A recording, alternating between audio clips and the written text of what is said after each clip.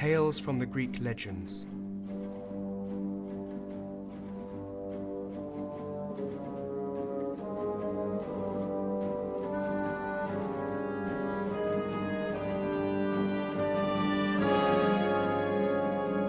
Gods and Titans.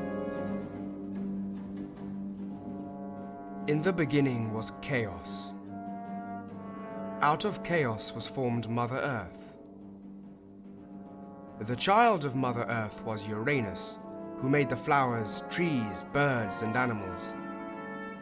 As time passed, the children of Uranus and Mother Earth were born. These were the 3 giant one-eyed Cyclops and the 12 gigantic Titans.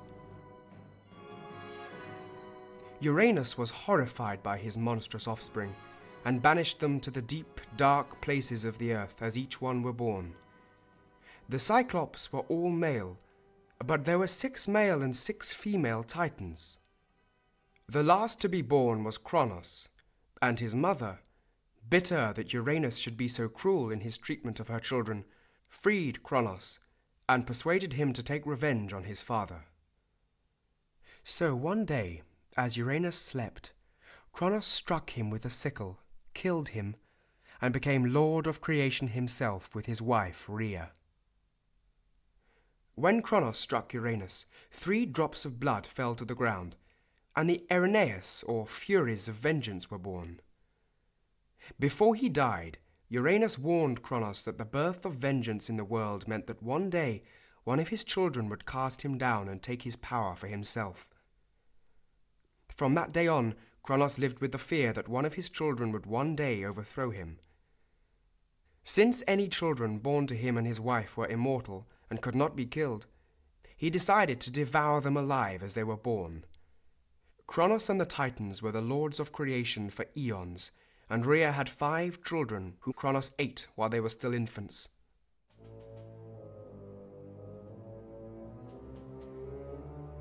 Then, when her 6th child was about to be born, Rhea decided to hide him from his father. The 6th child was named Zeus, and he was to be the first among the new gods. Zeus was born in Arcadia and grew up in hiding from his father. Kronos knew that Rhea had tricked him and demanded that she surrender her latest child. Rhea went to great lengths to protect Zeus. She hung his cradle from a tree and told her husband she had no child on earth, in the heavens, or in the seas. Kronos raged and threatened and shook the earth. So at last, to pacify him, Rhea took a rock and wrapped it in the swaddling clothes of the infant Zeus and gave it to Kronos, who swallowed it, believing it to be his son. Zeus grew to manhood, cared for by the nymphs Adrastea and Ida. And when he was fully grown, his mother told him what his father had done with his older brothers and sisters. Zeus was determined to be revenged on his father, and so one day went to him asking to be allowed to be his cupbearer. Kronos had no idea Zeus was his son, and Rhea praised the young man highly, so he was given the job. Once he became a trusted servant, he prepared a magic potion, which he put in Kronos' wine cup. When Kronos drank the wine with the magic potion in it, he became violently ill and vomited up his children whom he had swallowed so long ago. Hades, Poseidon, Demeter, Hera, and Hestia, as well as the rock he had thought was Zeus. The new gods made their escape from their father's palace and persuaded Zeus that together they should make war on their father and the Titans who supported him. The war was long and hard, because the Titans were mighty immortals and older than the new gods. At last, Zeus sought the help of beings even older than the Titans, the Cyclops, who had been imprisoned in the bowels of the earth since the time when Uranus ruled the universe. Zeus and his brothers, Hades and Poseidon, went to them and freed them.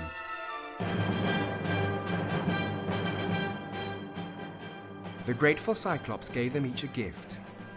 Hades received a magical helmet which made its wearer invisible.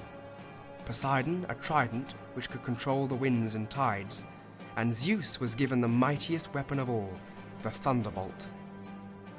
Armed with their new weapons, the gods went to Kronos.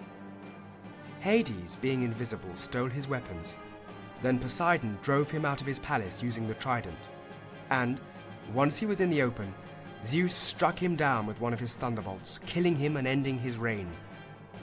The other Titans were condemned to Tartarus, or Hell, to suffer eternal punishment for siding with Kronos, except for Atlas, who had been their general.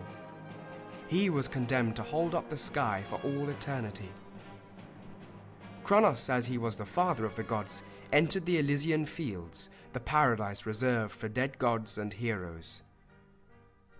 The new gods shared out the earth between them. Zeus was the most powerful because he had the thunderbolts, and he chose to be the sky god. Poseidon became the god of the seas and the oceans, and Hades, the lord of the underworld, ruling over the shades of the dead. Zeus decided to live on Mount Olympus, the highest mountain of ancient Greece, and held his court there.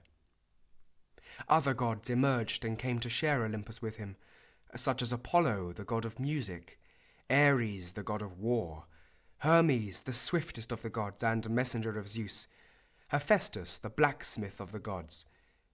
There were goddesses too, such as Hera, the wife of Zeus, Aphrodite, the goddess of love, Athena, the goddess of wisdom and of the arts, Demeter, goddess of fertility, Hestia, goddess of the home, and Artemis, the goddess of the hunt.